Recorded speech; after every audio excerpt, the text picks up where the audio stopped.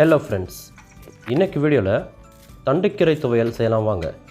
தண்டுக்கீரை துவையல் செய்கிறதுக்கு கீரையை இந்த மாதிரி சின்ன சின்ன பீசஸாக கட் பண்ணி எடுத்துக்கலாங்க.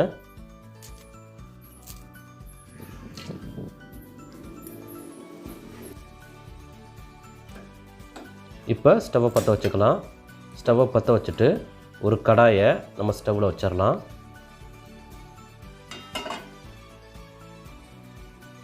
கடாய் நல்லா ஹீட் ஆகட்டும். கடாய் ஹீட் ஆனதுக்கப்புறம் நம்ம நல்லெண்ணெய் இதில் ஊற்றிக்கலாம். துவையல் செய்கிறதுக்கு நம்ம நல்லெண்ணெய் தான் பயன்படுத்துகிறோம்.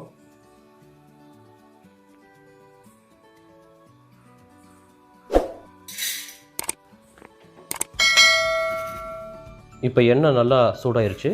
கடலைப்பருப்பு சேர்த்துக்கலாம். கடலைப்பருப்பு சேர்த்ததுக்கப்புறம் சும்மா 2 கிண்டி கிண்டி விட்டுடலாம்.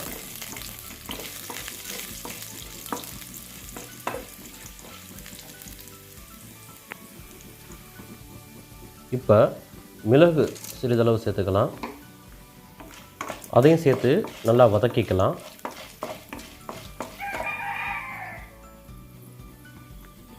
நமக்கு காரத்துக்கு தகுந்தாற் போல் சிவப்பு மிளகாய்களை எடுத்துக்கலாம். அதையும் சேர்த்து நல்லா நம்ம வதக்கிக்கலாம்.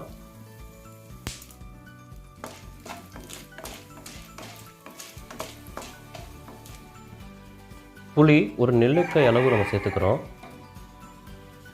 அதையும் சேர்த்து நல்லா வதக்கிட்டு பூண்டு பற்கள் சிறிதளவு நம்ம இதில் சேர்க்க போகிறோம்.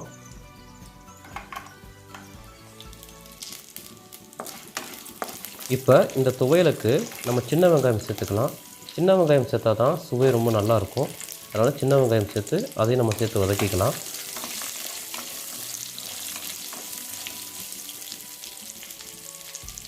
இப்போ கட் பண்ணி வச்சுருக்க தக்காளிகளை நம்ம இதில் சேர்த்துக்கிறோம். தக்காளியும் சேர்த்து நல்லா நம்ம வதக்கிக்கலாம்.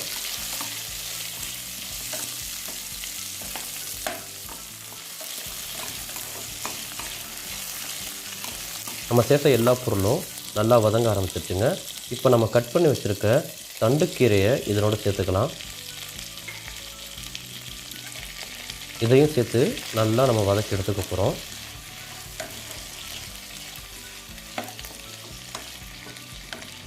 தண்டுக்கீரை உடம்புக்கு ரொம்ப நல்லதுங்க. நார்மலாக கீரை வகைகள்னாலே மருத்துவ குணம் நிறைந்ததுன்னு சொல்லுவாங்க. அதுலேயும் தண்டுக்கீரையில் அதிகமான மருத்துவ குணங்கள் இருக்குது. நார்மலாக தண்டுக்கீரையை நீங்கள் கூட்டு செஞ்சுருப்பீங்க அல்லது பருப்பு கடைச்சல் செஞ்சுருக்கலாம். துவையல் அப்படிங்கிறது ரொம்ப சுலபமான ஒரு விஷயம். அது மட்டும் இல்லாமல் உடம்புக்கும் ரொம்ப நல்லது. ஸோ தண்டுக்கீரை இந்த மாதிரி சமைச்சு துவையல் செஞ்சு சாப்பிட்டு பாருங்கள். எப்படி இருக்குதுன்னு சொல்லி கமெண்ட் பாக்ஸில் கமெண்ட் பண்ணுங்கள். இப்போ எல்லாம் நல்லா வதங்கிடுச்சு. இப்போ துருவி வச்சுருக்க தேங்காய் துருவலை நம்ம இதோட சேர்த்துக்கிறோம். இறக்க போகிற ஸ்டேஜில் தான் நம்ம தேங்காய் துருவலை சேர்க்கணும். அதை சேர்த்து சும்மா லைட்டாக வதங்குற மாதிரி கிண்டி விட்டுட்டு அதுக்கப்புறம் நம்ம இறக்கிடலாம்.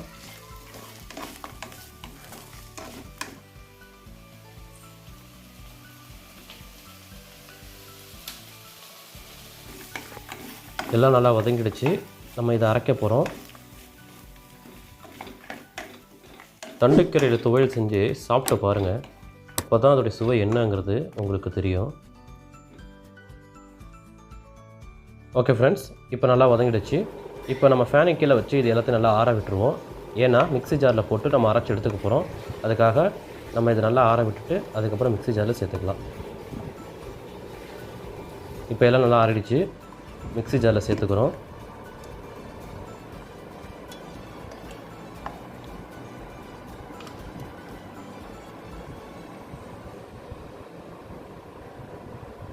ஓகேங்க, எல்லாத்தையும் சேர்த்தாச்சு. இப்போ நம்ம துவையலுக்கு தேவையான அளவு கல்லுப்பு சேர்த்துக்கிறோம். கல்லுப்பு சேர்த்து தான் நம்ம அரைக்க போகிறோம். வாங்க அரைச்சி எடுத்துடலாம். ஓகேங்க, இப்போ நல்லா ஃபைன் பேஸ்ட்டை நம்ம அரைச்சி எடுத்துட்டோம். வாங்க தாளிச்சிடலாம். இப்போ ஒரு கடாயில் சிறிதளவு நல்லெண்ணெய் நம்ம ஊற்றிக்கலாம்.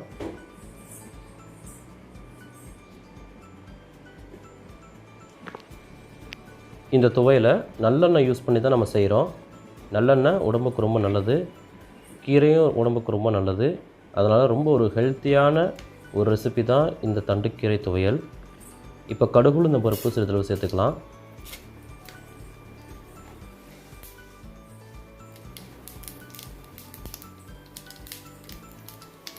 கடுகு நல்லா வெடிக்கட்டும்.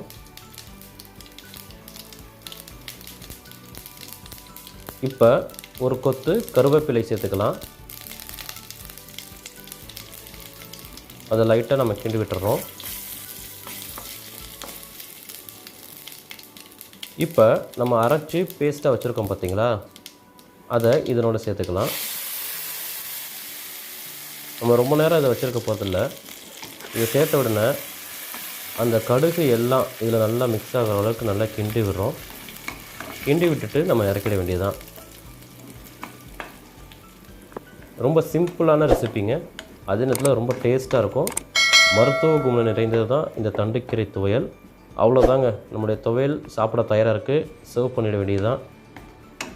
தண்டுக்கீரையில் நார்மலாக செய்கிறத விட இது ஒரு டிஃப்ரெண்ட்டான ரெசிபி. ரொம்ப டேஸ்ட்டான ஹெல்த்தியான ரெசிப்பிங்க. கண்டிப்பாக நீங்களும் உங்கள் வீட்டில் இதை செஞ்சு பார்த்துட்டு எப்படி இருந்துச்சுன்னு கமெண்ட் பண்ணுங்கள்.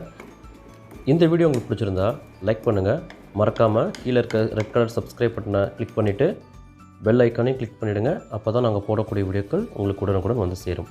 நெக்ஸ்ட் வீடியோவில் சந்திக்கிறோம். நன்றி.